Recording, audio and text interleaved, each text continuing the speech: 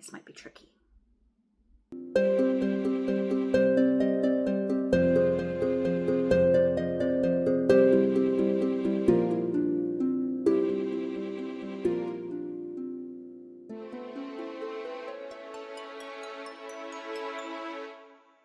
Hello and welcome to my channel. My name is Anne and today I'm doing the It Can't Be Books tag. I most recently saw Cheryl at Candlewick Library do this tag, and I also recently watched Jeanette at Jane Reads do this tag, and she said she didn't feel like tagging anybody but to consider ourselves tagged. If we watched the video, she was tagging us. So I'm gonna take that as my tag. So here we go. We're not going to mention all of the tags I've actually been tagged in that are languishing in my tagged playlist and are lying there dusty and forsaken and forgotten. We're not going to mention those. We're just going to do this one and just pretend that, isn't a thing. Okay, first question. What is something you own way too many of besides books? Well, I don't really collect a lot of things besides books. There are some things that I like, but I have a limit on how many my house can contain. Some people might say that I collect instruments. I have a piano, a harp, a guitar. Oh, I have a little kalimba thing. I think that's what it's called, right? And I have a ukulele at work. Used to have a violin, but I got rid of that because it was broken and I'd had it for years and years and years and never spent the money to fix it. And I don't really play it. So, yeah. Ask me which of these instruments I play.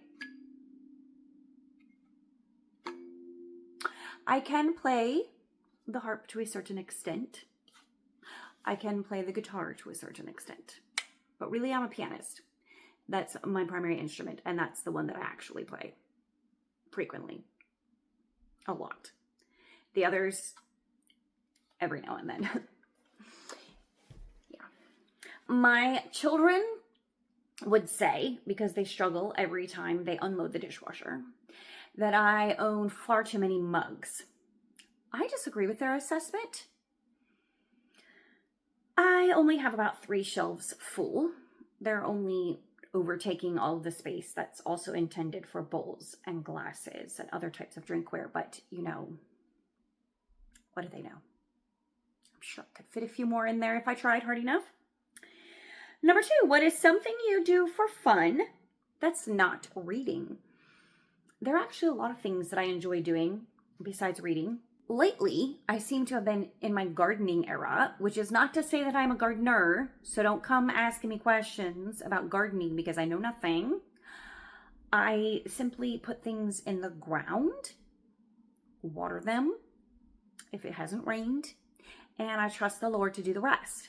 And I try to keep it away from, or keep away the other creatures from it. Primarily squirrels and deer. They have a tendency to enjoy my garden, so that's always a bit of a battle, but yeah, I mean, I enjoy the things that grow as long as they do it pretty well without me. Other than that, I do enjoy hiking. Once again, I'm not a hiker. We don't do difficult hikes, strenuous hikes. We don't like climb mountains or anything, but I do enjoy a pleasant stroll through a trail in the wood. Don't mind working up a sweat. I don't mind a bit of an incline as long as I can do it in the matter of a couple hours and not encounter any predators along the way, and a clearly marked trail, and that I won't get lost. Like, those are my parameters primarily. And I'm not gonna go on all fours. No, I'm not gonna do that. Other than that, I also enjoy, playing the piano, as I mentioned. I do that, or a lot of other sorts of music-related things that occupy a great deal of my time. I also occupy a decent amount of my time with house cleaning, but I wouldn't say that I enjoy it. And I like going to coffee shops.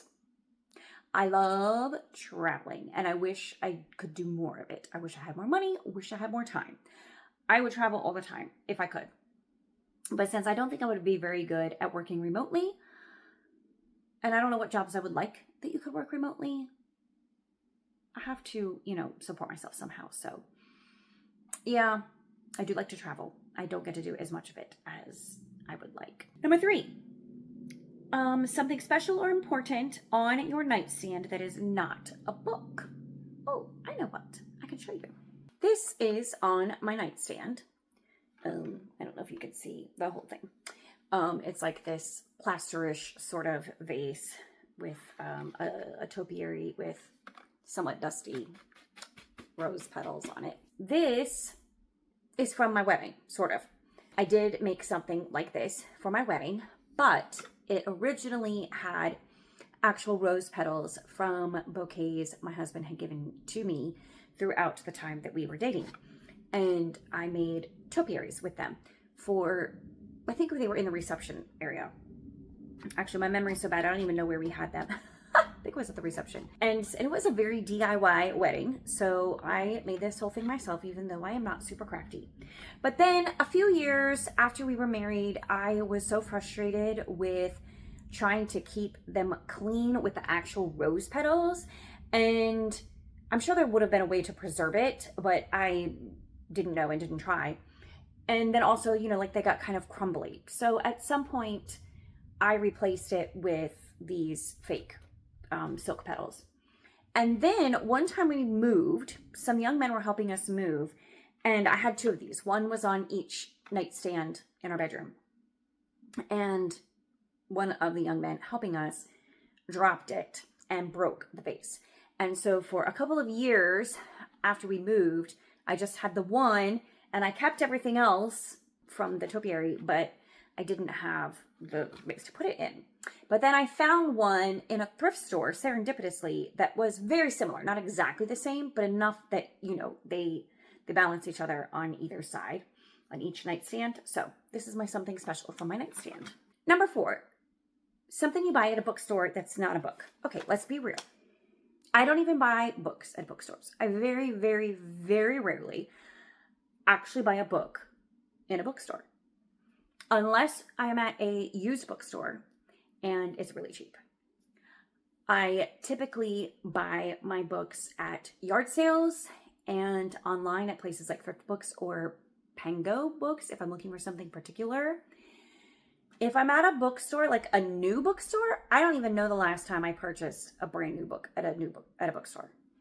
I like to go there and browse, but I never buy books. And I also almost never buy anything else at a bookstore, like a Barnes & Noble sort of bookstore. At a used bookstore, they primarily have books. They also have like games and puzzles and stuff, but I hesitate to buy those there because, one, like I'm thinking of McKay's that we have here, which is a really great large used bookstore, and they do have games and puzzles and stuff, but they charge more for them than I would pay like at a thrift store, and I'm not certain that they have all of the pieces in them. So I don't want to pay that much for them and then bring them home and get disappointed because I don't have all the pieces to play the game or to build the puzzle. Or worse, I build the puzzle and I get all the way to the end and I realize I'm missing 2 or 3 pieces. Like that would just be annoying, especially if I paid like $10 or something for it. So I don't buy much of anything at bookstores, honestly, as much as I like to go there and browse. I do, however, always browse through the music section, the sheet music section of a used bookstore. And a lot of times at a used bookstore, like their used sheet music is very cheap because they just want to get rid of it and there's not a great deal of value in most of it. So I have picked up sheet music both for work and for myself at used bookstores. That's probably the one thing that I buy more of at a bookstore than actual books. There is one other thing. I wouldn't say that I buy it more than books, but someone gave me a gift card to Barnes & Noble at Christmas time. And at the time, I couldn't find a book that I wanted to buy, to keep, that was new. So I know that might be difficult to understand, but it's true. But let me show you the one thing that I did buy. I got this Little Women mug. That's so cute. On the back it says, "I'd rather take coffee than compliments just now." So, you know, that little part I mentioned earlier about the mugs. Yeah. Number 5, a fun gift you have received that is not a book or a gift card for books. I mean, I know I have received many wonderful, fun gifts from people.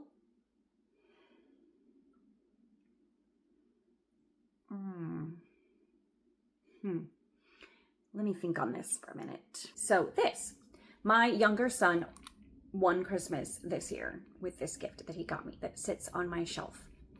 And it is book related. So maybe I'm not obeying the rules of this tag here, but he picked this out himself and he customized it for me. It says "In Search of Wonder" at the bottom, and he ordered it himself. I love it. It's made of wood and it says "Books Read This Year." This is not updated. I need to change that number. It's a couple more than that. And so I can keep track of how many books I've read this year. And I like having it where you can see it in my videos, although it's just almost out of frame here. So that was one of my favorite, most recent gifts. Now, my birthday is coming up next week, so who knows what bookish and non-bookish gifts I might get there. I guess I will find out. I don't know. Number 6, a YouTube channel you watch that is not related to books.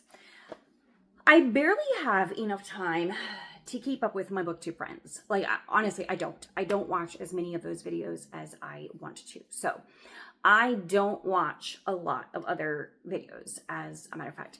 I am subscribed to some other channels. I am subscribed to some keto and low carb channels that have like cooking hacks and stuff for keto. That's fun. I like coming across those fun recipes.